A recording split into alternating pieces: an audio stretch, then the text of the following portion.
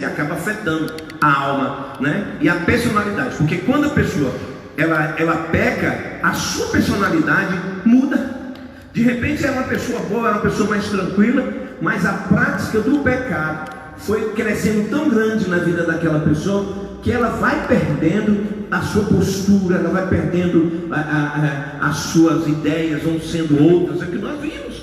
Quantas pessoas elas estavam na presença de Deus, pensavam de uma forma, mas depois que o pecado entrou, ela começou a ter pensamentos diferentes. Por quê? Porque pecado erra o alvo, e quem peca erra o alvo, sai da presença de Deus.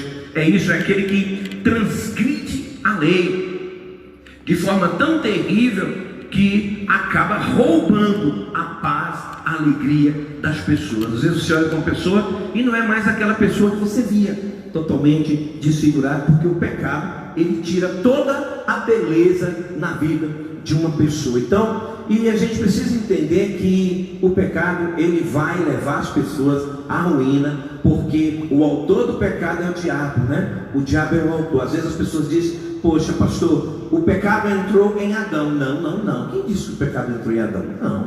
O pecado em humano foi Adão. Primeiro começou no céu. Está escrito lá em Ezequiel capítulo 28. Você vai encontrar em Isaías capítulo 14. Quando o diabo, o anjo com querubim ungido, ele se posiciona e ele no seu coração nasce o orgulho e ele quer ser igual ou acima de Deus. Está escrito em Isaías. Então o pecado não originalizou aqui na terra, o pecado já veio de cima. Então o que acontece? Quando o diabo ele tentou se engrandecer, que o orgulho tomou conta e ele queria tomar o lugar de Deus, diz a Bíblia no capítulo 12 de Apocalipse 7 e 8 que Miguel batalhou com ele, Miguel e os anjos, e a Bíblia diz que ele foi colocado para fora do céu, ele desceu com uma terça parte dos anjos. Irmãos, olha aí, o autor do pecado, o criador do pecado, saindo da presença de Deus, porque quem peca não está na presença de Deus, quem peca não está com Deus. A gente precisa entender isso, para a gente não viver uma vida de engano, pessoas praticando erro, bebendo, fumando, fazendo coisas erradas e achando que está servindo a Deus. Isso é um engano. E eu me deparo com muitas pessoas assim, que é um engano. Então o diabo desceu com um terço de anjos, e por onde ele desceu até chegar à terra, saiu arrebentando tudo, quebrando tudo e destruindo. Ele chegou à terra. Aí Deus cria um projeto para o homem Adão. Quando Satanás ele olha aquilo, ele fica mais furioso ainda. Por quê? Porque Satanás sabe tudo que está reservado para a gente, tudo que está guardado para a gente quando nós chegarmos na glória. Aquilo de lindo que está preparado, ele não terá mais. Então ele se frustrou com o projeto de Deus na vida de Adão. E o que acontece? Dentro dele, ele começou a trabalhar para tentar impedir que o homem fosse um projeto oficial de Deus. Ele começou a trabalhar. Ele se materializou em uma serpente, nós conhecemos o texto, e de repente, meus irmãos, o que ele faz? Ele começa as suas artimanhas, ele começa a investir em Adão, e não conseguiu. Depois o Senhor cria Eva. Quando o Senhor cria Eva, o diabo olhou e viu que com Adão ele não conseguia, e ele começou a atuar na vida de Eva, queridos, e de repente ele conseguiu conquistar Eva, e Eva acabou abrindo porta para o caminho e levou Adão ao pecado. Uma das coisas que me chama a atenção é dar credibilidade ao diabo. Adão não deu credibilidade ao diabo, mas Eva, ela parou para ouvir. Meu irmão, eu quero dizer uma coisa para você: não dê espaço ao diabo. Essa é a realidade. Não dê espaço, porque o diabo ele agiganta na vida de qualquer pessoa. Se você dá espaço ao ouvido ao diabo, você pode ter certeza que aquelas ideologias ela acaba entrando dentro de você. Se você não tiver cuidado, se você não ter cuidado, sabe o que vai acontecer? Você vai estar praticando aquelas mesmas coisas. E hoje, como o diabo fala até nós, usa uma pessoa, hoje uma proposta do inimigo, um banquete que o diabo oferece, tudo isso para nos tirar o nosso foco do Senhor. Este é o projeto do inimigo: pecado, colocar o pecado dentro do homem. Para quê? Para tirar toda a beleza do homem, para tirar toda a perfeição de Deus na vida do homem, para tentar tirar a imagem e a semelhança de Deus que há no homem. Nós precisamos entender uma coisa, eu quero que você aprenda nessa noite. O homem, ele é a imagem e a semelhança de Deus sem pecado. Ou seja, você que está me ouvindo em casa, você que está me ouvindo aqui na igreja, você hoje é a imagem e semelhança de Deus. Por quê? Porque você já rejeitou o pecado não faz mais parte na sua vida. Mas uma pessoa caída no álcool, jogada pelo chão, drogado, aquela imagem ali não é a imagem de Deus, porque o nosso Deus, ele é santo. O nosso Deus, ele é puro. O nosso Deus, ele é majestoso. Então, a imagem de Deus se encontra em você e eu, quando nós estamos vivendo e tendo uma vida na presença de Deus, no nome do Senhor Jesus. Então, amados, o que a gente entende? Aí o inimigo entrou com essa proposta de destruição, proposta de levar o homem a pecar, e ele conseguiu. Então o pecado entrou na raça humana através de Adão. Adão, ele abriu portas para que o inimigo entrasse. Todos nós precisamos entender, fomos feitos, fomos feitos pecadores por causa de Adão, e por causa de Adão e por causa do pecado é que nós enfrentamos a morte. Você pode perguntar para mim, pastor Luciano, e a morte? Por que existe a morte? Como seria se o homem não tivesse pecado? Eu não sei. Eu vou saber na glória. Eu só sei de uma coisa, que o pecado entrou através da vida de Adão. E a Bíblia vai dizer que todos nós temos pecado. Precisamos entender isso, porque muitas vezes você acha que você é absoluto e que você não peca. A Bíblia diz que não há um justo sequer. Ou seja, todos pecaram e destituídos estão da glória de Deus. Todos nós pecamos porque adquirimos através de Adão e fomos gerados. Essa é a realidade, dentro do ventre da minha mãe, da nossa mãe. Então eu quero dizer para você que todo pecado, ele aponta para a morte. E a Bíblia vai dizer que toda alma que pecar, essa alma morrerá. Então eu quero só que você entenda isso, que Adão, ele influenciou, irmãos. O pecado na vida de Adão influenciou toda a humanidade de forma fatal, rígida, e transformando todos em pecadores. Chegou em Adão o pecado, e através dele a raça humana passou a pecar. Mas uma coisa a gente entende, não é? Que o que parecia destruído não foi real. Deus trabalha de forma toda poderosa. 1 Coríntios 15:45, a gente vê que o primeiro Adão, ele foi feito alma vivente, mas o último Adão, que é Cristo, ele porém é espírito vivificante. Quer dizer, Cristo veio para quê? Para nos dar um espírito de vida vivificante. Ou seja, aquele que caiu em Cristo, ele se ergue. Aquele que está afastado em Cristo, ele se ergue. Ou seja, a lei do pecado não terá mais domínio sobre a nossa vida. Essa é a realidade. Por quê? Adão pecou, levou o homem à queda, mas surgiu um novo Adão, que nos dá libertação do pecado. Sobre nós, em Cristo, está e temos toda a nossa vida. Por isso que a gente entende que aquele que pecou, aquele que sai da presença de Deus, ele pode retornar sim. Por quê? Porque em Jesus Cristo há o perdão dos nossos pecados, e em Jesus Cristo há misericórdia. A Bíblia vai dizer que as misericórdias do Senhor são a causa de não sermos consumidos. Essa é a realidade. Não somos consumidos porque por causa da misericórdia do Senhor, e esse Espírito vivificante que é Cristo manifestou a graça de Deus. Pastor, o que é isso? Eu falei domingo, a graça é favor imerecido. Ou seja, eu não merecia ser perdoado. Você, Mateus, não merecia ser perdoado. Você, Louro, não merecia ser perdoado. Mas a graça bendita de Cristo, ela te perdoa, ela te dá remissão, ela te dá libertação, ela te dá o poder. Ou seja, o amor de Cristo sendo evidenciado, irmãos. Essa é a realidade. Então o primeiro Adão, ele entra, o pecado chegou, levou a raça humana a pecar, fatalmente. Mas o segundo Adão, Cristo, ele veio para trazer a nós o Espírito vivificante. Por isso eu quero dizer para você, se você quer ter vida, Cristo é o caminho, a verdade e a vida. Então todos nós fomos vivificados por causa do ato de Jesus Cristo, irmãos. Em Cristo Jesus, o ato dele na cruz, nós fomos vivificados. Então Jesus influencia a todos de forma original, ou seja, aqueles que aceitam e quer ter nele vida. Se você quer ter vida, Cristo tem para te dar. Por isso que eu costumo dizer, é interessante, eu costumo dizer isso, irmãos, que o meu crescimento espiritual, ele não depende mais de Deus, depende de mim. Porque tudo que Jesus Cristo tinha que fazer, ele já fez. Jesus libertou o homem, a graça foi manifesta, o perdão está aí manifesto. Mas o que eu preciso fazer?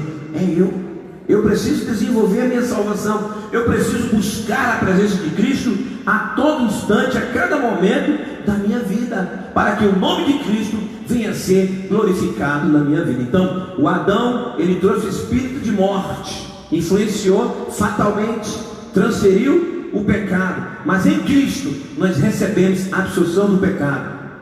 Em Jesus nós fomos libertados. A Bíblia diz que Jesus veio buscar e salvar o que havia perdido. Então, Jesus Cristo, se você está aqui hoje nessa noite e você está em casa assistindo essa live, é porque Jesus Cristo, autor e consumador da nossa fé, ele te alcançou e te libertou no nome do Senhor Jesus Cristo. Aí nós precisamos entender uma outra coisa que é importante, querido. É que o pecado veio, alastrou, destruiu, e as pessoas praticam de forma solateiramente, elas muitas gostam, mas o pecado tem consequência. A consequência do pecado, ela é funesta, ela é terrível, e nós precisamos entender isso. Às vezes as pessoas praticam o pecado, vivem na prática do pecado e vivendo como se nada estivesse acontecendo ou que fosse acontecer. Irmãos, nós precisamos entender uma coisa, é que a vida, ela é regida por atitudes. Logo uma ação, em seguida tem uma reação, é a vida. Ela funciona desse jeito, ou seja, o que você planta, você vai colher. Aquilo que você plantou, você pode ter certeza que você vai colher. Então, se você vive debaixo da lei do pecado, irmãos, com certeza terá consequência do pecado. Porque o pecado, ele é uma quebra de aliança. Tanto que o Senhor vai dizer bem claro para a gente, que nós não podemos transgredir a lei, ou seja, não pecar, porque se nós pecamos, automaticamente a presença de Cristo afasta, ou seja, eu me afasto, porque o pecado me tira de diante de Deus, eu rompi uma aliança, a aliança é acordo. E quando nós quebramos essa aliança com o Senhor, quebramos esse compromisso com o Senhor, automaticamente nós iremos ter compromisso com outro Senhor. Essa é a realidade. Por quê, pastor Lu? Porque existem duas pessoas querendo te possuir, meu irmão. Existem duas pessoas querendo dominar a sua vida. Uma é Deus, esse é absoluto, ele quer dominar você. Mas existe a segunda pessoa, que é o diabo. O que ele quer fazer da sua vida? Uma vida de destruição, uma vida de morte. E aí, pastor, o que eu tenho que fazer? Saber decidir o que nós queremos para a nossa vida. Ou melhor, saber que tipo de aliança e com quem fazer aliança, para que eu não seja e tenha consequências das minhas decisões. Eu fico olhando pessoas que elas vivem debaixo de jugo. Eu atendo aqui na igreja e converso com as pessoas, e de proporção que a gente vai conversando, a gente vai se alongando o papo, eu começo a detectar que aquelas pessoas, elas estão debaixo de consequência daquilo que fez. Às vezes elas não dizem, não pastor, é porque eu não sei, e eu vou trazendo questões de uma certa forma, vou trazendo meios, e elas sem querer, elas acabam entregando. Por quê? Elas estão assim porque lá atrás cometeu alguma coisa. E muitas pessoas, elas acham que Deus esqueceu, elas acham que ninguém viu. Eu quero só dizer uma coisa para você: Deus não tem amnésia. Eu falei domingo, Ele não sofre de amnésia. Por quê? Porque Ele é atemporal, Ele é Deus, Ele é Senhor, Ele é de uma outra substância, diferente da nossa. E nós precisamos entender que o esquecer é dotado na limitação humana. Só quem esquece as coisas é o homem, Deus não, porque Ele é atemporal, Ele é espírito pessoal, perfeitamente bom. Quem amou, criou, governa e sustenta todas as coisas. É esse que é o Deus que nós servimos. É esse Deus que preocupa conosco para que não venhamos a pecar, irmão.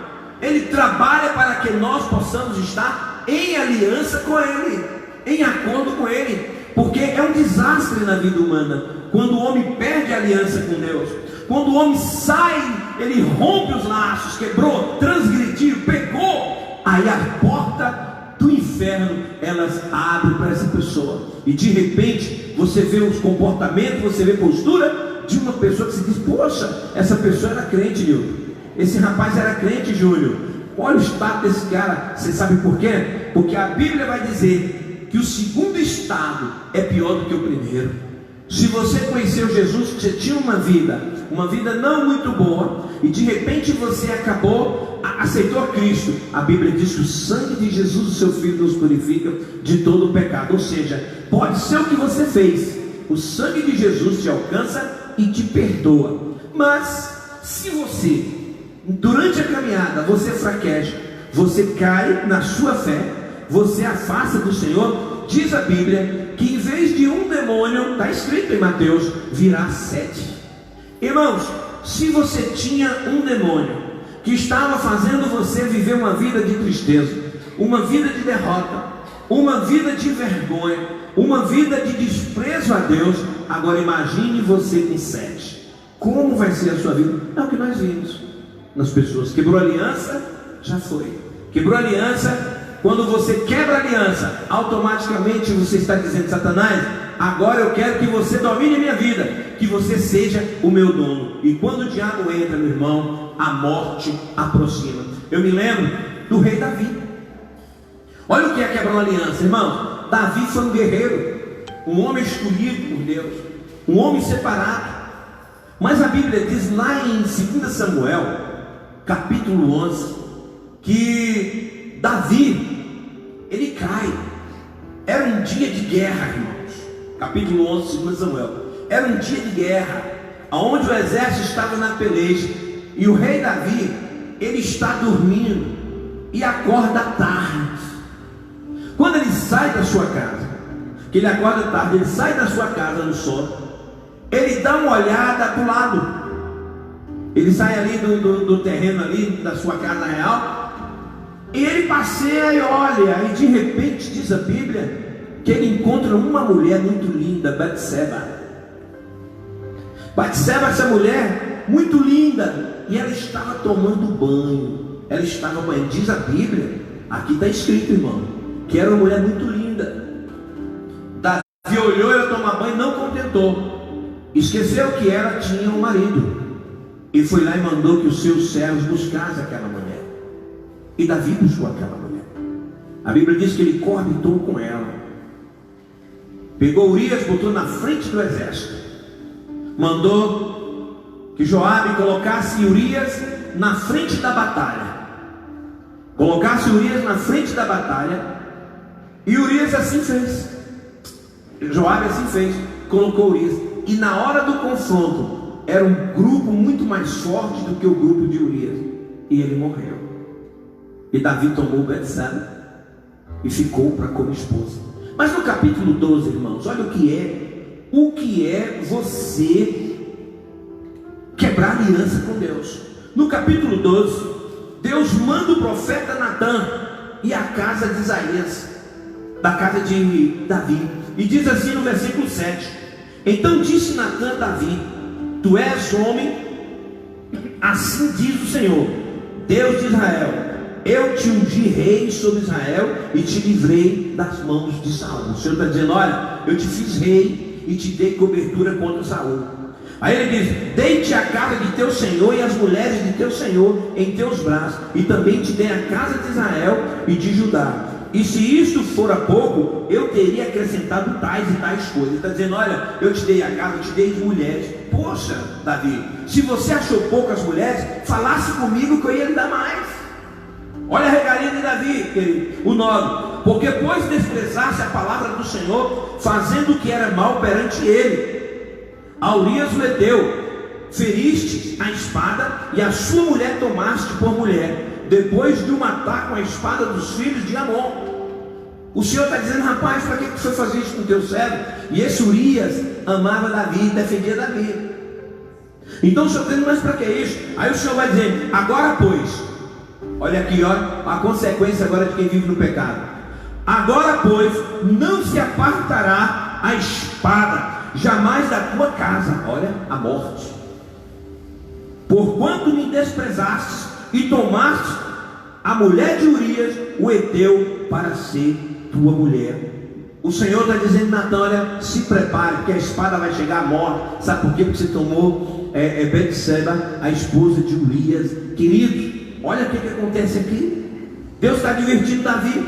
Aí ele diz: assim diz o Senhor, eis que da tua própria casa suscitarei o mal sobre ti, e tomarei tuas mulheres à tua própria vista, e as darei a teu próximo, o qual se deitará com elas em plena luz deste sol. Sabe o que aconteceu aqui? O Senhor disse para Davi: olha, todas essas mulheres que eu te dei, essas concubinas, você vai perder, vai vir um próximo. E sabe quem era esse próximo que veio depois? O Senhor está dizendo: vai vir um próximo e vão dormir e deitar com elas. No capítulo 6, sabe quem deita com essas mulheres? Absalão, o filho de Davi. O que ele faz? Ele arma uma tenda na praça, ele ouve um conselho de Aitofel, um conselheiro de Davi, que já estava magoado com Davi, e Davi não sabia. Olha aí, irmão, a consequência, manifestando todo o erro. Aitofel disse para Absalão: olha, sabe o que você faz? Você pega as concubinas, leva as concubinas lá para a tenda, e ao dia claro, você deita com essas concubinas, e todo mundo vai ver você fazendo sexo com essa concubina, e rei Davi vai ficar vergonhoso, irmãos. Queridos, e você sabe o que aconteceu? Aconteceu desse mesmo jeito, irmão. Aconteceu de forma terrível. O rei Davi, ele pecou, mas ele não só pecou, irmão, como ele deu lugar à maldição de adultério em sua própria vida, e permitiu que a maldição na vida dele passasse para toda a família. É o que nós vimos hoje. O pecado é assim: pais de famílias que pecam, levam uma vida errada e querem que os filhos, sejam perfeitos. Dificilmente isso pode acontecer quando o Espírito de Deus está em uma casa, que as pessoas oram e buscam a presença de Deus. Mas a maioria, os filhos seguem o caminho dos pais. Os pais bebem, o que acontece? Os filhos, naturalmente, 90%, Júlio, vai acabar bebendo. Por quê? Porque a maldição está sobre o pai, a maldição está sobre a mãe. É um filho que bebe, é uma filha que bebe, é um filho que prostitui, é um filho que entra no mundo gay, homossexualismo. Por quê? Porque a maldição foi instalada na casa. E a gente precisa ter cuidado com isso, irmãos. Olhar as nossas atitudes, os nossos passos, o que nós estamos fazendo, para que as maldições elas não estabeleçam e não instalem em nossas casas. A maldição é o mal em ação, e a gente precisa ter cuidado com isso. A gente precisa olhar a nossa vida, se de fato, de verdade, nós estamos tentando, caminhando dentro da dimensão daquilo que Deus propôs para a nossa caminhada, Mateus. Aquilo que o Senhor tem para a gente. Atitude, pensamento, maneira como você fala com um filho, com uma filha, maneira como você pensa, maneira como você comporta, pode trazer uma maldição para a sua casa. E a gente precisa estar muito, muito atento. Eu fiquei lendo o texto e falei: Senhor, irmãos, olha aí, abandono, adultério na casa de Davi. E para completar, sabe o que acontece? Absalão tem uma irmã por nome de Tamar, filha de Davi. Aminon deseja Tamar, que era irmão.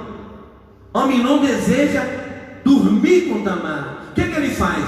Ele vai a Joabe, Ele vai a Joabe, a Jonadab, amigo. Ele chega a Jonadab e diz assim: Amon, rapaz, eu estou querendo ficar com minha irmã. Jonadab disse: não, você é fácil. Você finge que está doente, Quando você ficar na cama doente, seu pai vai te visitar, você manda chamar ele. Quando seu pai vier visitar, isso está em 2 Samuel 13. Quando seu pai vier te visitar, você diz: pai, manda Tamar trazer uma comida para mim. Quando seu pai trouxer Tamar, e ela vinha, ela trouxer a comida, você pega ela e deita com ela. Queridos, e assim Aminon fez. Quando Tamar chegou, entrou no quarto, que foi dar ele a comida, sabe o que ele fez?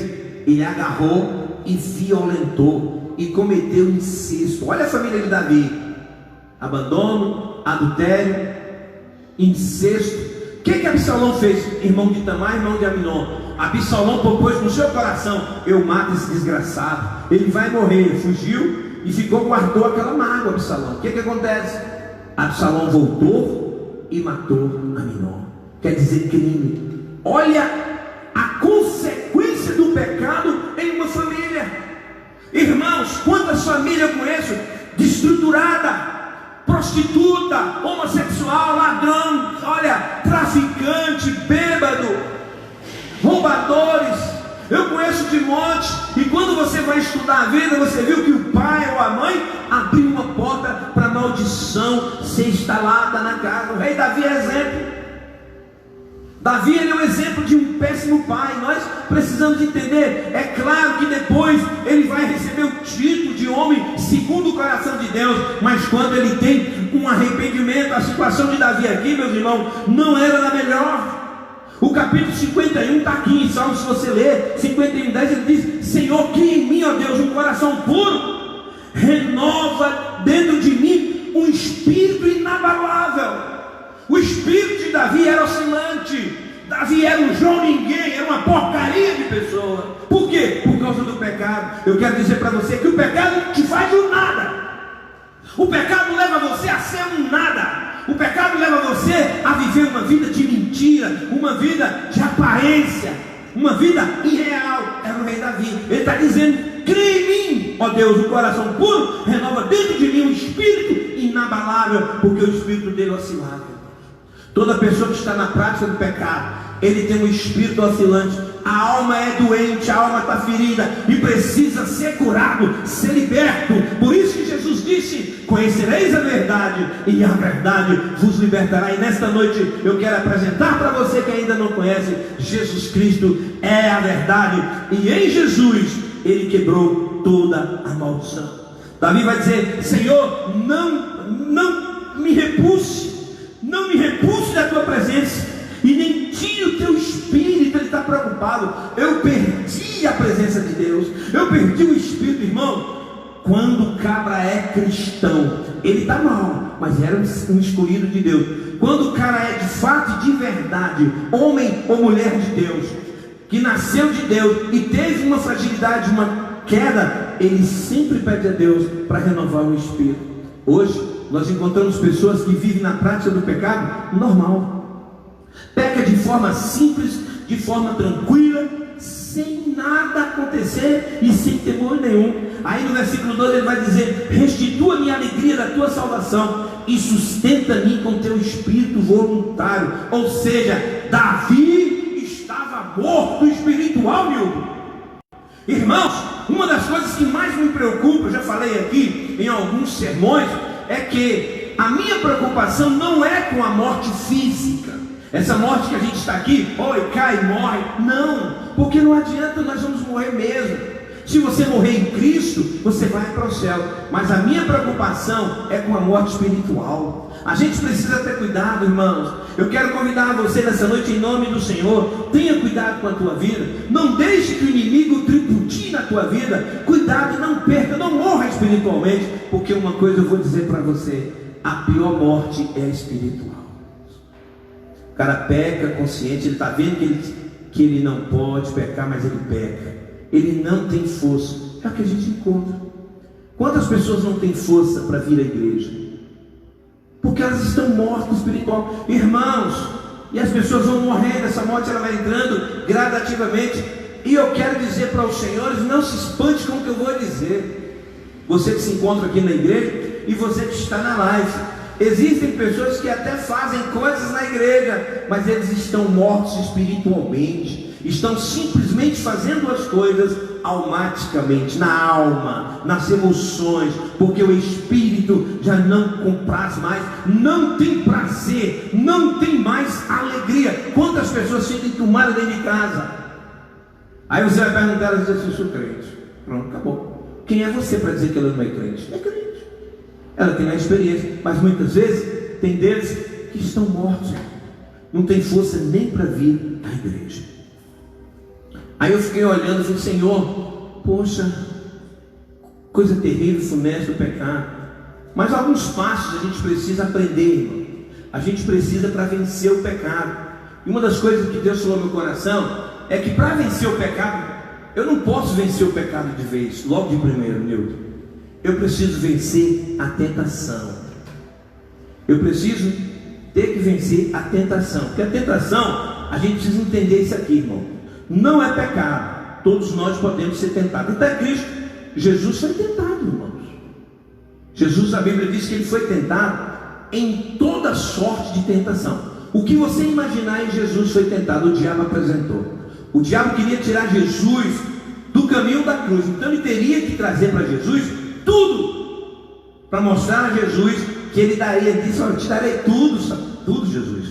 Se prostrado você me adorar. Estava tentando. Ali Jesus viu dinheiro, ali Jesus viu bens, ali Jesus viu as melhores mulheres judias de Jerusalém, as mulheres mais bonitas e procuradas. O diabo apresentou para Jesus. Então, ser tentado, irmão, a gente precisa entender: ter tentação não é pecado. Ser tentado, vontade não é pecado. Então, todos nós podemos ser tentados de forma triste, mas podemos sim. Quer dizer, o pecado é quando cedemos à tentação.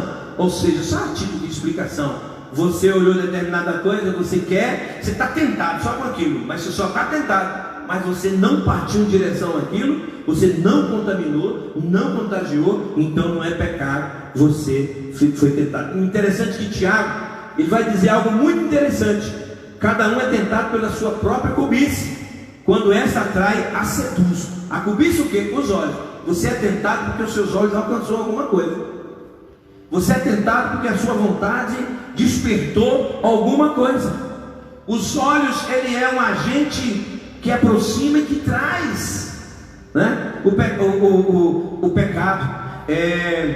Aí vai dar a concupiscência dos olhos. Por isso que a Bíblia vai falar muito sobre a concupiscência dos olhos. O que é concupiscência? É desejar aquilo que Deus não tem para você. Você precisa entender isso. Tentação, algo que chegou até você, você querendo levar você ao pecado, você tem que vencer essa tentação, para não deixar que o pecado estabeleça na sua vida. A gente tem que entender uma coisa, irmãos, que as tentações, elas acontecem em nossa vida, mas tem controle. Tem gente que acha assim: pastor, eu fui tentado de um jeito tão grande que eu não resisti e eu acabei praticando determinada coisa. Não, toda tentação, ela tem um controle, ela é controlada. Sabe por quê, irmão? Porque se não houvesse o controle da tentação, Satanás já teria te destruído, já teria me destruído, Júlio. Há um controle dentro da tentação. Há um controle, porque sem esse controle ficaria difícil da gente ter uma vida feliz, uma vida de alegria. Quer dizer, o diabo, ele até tenta fazer proveito. Mas Deus dá limite toda e qualquer tentação em direção a um dos seus filhos comprometidos. Pastor, onde você achou isso, pastor? É simples. 1 Coríntios capítulo 10 está aqui, 13. Não vos sobreveio tentação que não fosse humana, mas Deus é fiel e não permitirá que sejais tentado além das vossas forças. Nós precisamos entender que a tentação, ela chega para nos destronar, para nos tirar do chão, mas ela tem limite, ela não vem além das nossas forças. Como é que é isso, pastor? É mais ou menos assim, irmãos. Quer ver? Para a gente entender, você pode vencer a tentação. Ela chegou na sua vida, que tentação? Poxa, pastor, quando eu trabalho em uma loja, a dona sai, eu acabo roubando. Pastor, que eu trabalho em uma loja, quando acontece que eu roubo. Pastor, eu faço isso, eu roubo. Eu faço isso, eu roubo, eu brigo, eu prostituo. Você pode, porque o Senhor está dizendo aqui que toda tentação ela é humana. E Ele não permite que essa tentação nos tente além das nossas forças. Ou seja, um pássaro, ele pode pousar em tua cabeça, mas jamais construir um ninho. Você pode pensar, pode ser tentado, mas você não pode dar o passo, você não pode caminhar em direção ao pecado. Por quê? Porque automaticamente o pecado vai te arrancar da presença de Deus. E o que é um homem sem a presença de Deus? Ele é um dos alvos grandes para o diabo acertar. Sabe por quê? Porque quando um homem sai da presença de Deus, um ser humano, um servo sai da presença de Deus, o inferno se alarga, meu irmão, e o diabo parte para cima com tanta fúria para destruir. Essa é a realidade. Uma missionária expulsava muitos demônios. Ela expulsava demônios, mandava tudo embora e dizia: diabo, você tem que me obedecer. No meio da igreja ela gritava assim: isso é verdade, hein? Olha, vem de joelho. O diabo vinha, vem de joelho, vem dar aquela coisa toda. Quando foi um dia ela fez um demônio, o diabo falou assim: eu te pego. Um dia eu vou te pegar. E passou-se o tempo, daí para aquela coisa toda. Essa missionária passou assim, vai descer, a pensar de forma, achando que já estava tudo resolvido. Querido, quando você expulsa um demônio, é aí que você tem que continuar a orar muito mais. Porque muitas vezes você mandou um demônio que ele tomava conta daquele corpo, ele era o cabeça, e você mandou. E quando ele vai ao inferno, isso é realidade, que ele chega lá, ele é castigado porque ele perdeu. Então quando ele fica de longe, quando aquela pessoa dá uma brecha, aí já não vem ele, vem uma multidão, 7 que eu falei há pouco instante, e muito mais destruindo. Então toda tentação, ela é possível de ser vencida. Pastor, como é que eu vou vencer? Fugindo da aparência do mal. O que Cristo disse. Jesus não nos mandou fugir do mal. Quem disse? Jesus mandou fugir daquilo que aparenta ser mal. Ou seja, o que aparenta ser mal, o que está vindo muito bonito, está criando em mim uma tentação, eu não quero, em nome do Senhor Jesus. Jesus vai dizer algo muito interessante: resistir o diabo e ele fugirá de vós. Amém, irmãos? Glória a Deus, em nome do Senhor. A outra coisa, irmão, que a gente vence é proteger a mente. Porque se o diabo conseguir dominar a sua mente, irmão, ele vai destruir todos os pensamentos bons que você tem. Depois ele vai roubar sua fé e vai tirar a esperança e perspectiva da sua vida. É o que a gente encontra. Quantas pessoas sem perspectiva, irmãos? Pessoas sem plano, sem projeto, vivendo ao léu. Se chutar para cá vai, se o vento soprar aqui vai, se vai para cá, para lá, vai aonde a onda levar. Pessoas sem esperança, já não crê mais, pessoas já não sonham mais com a volta de Cristo, não tem esperança que Jesus vai voltar, que ele e toda a sua casa vai ser salvo, não tem mais perspectiva de uma vida melhor, não tem perspectiva de crescer, de ser um pregador, de ganhar alma. Sabe por quê? Porque o inimigo tomou a mente. Pronto, acabou. Ele tomou a mente. Então o que vai acontecer, irmãos? A gente precisa ter cuidado. Eu estou acelerando a mensagem de hoje, eu vou voltar a pregar de novo. Estou corrido, irmão, porque o tempo está voando, tem que entregar até 7:75. Mas, em nome do Senhor Jesus, aí Paulo vai ensinar a gente uma coisa também, como vencer o pecado, renovar a mente.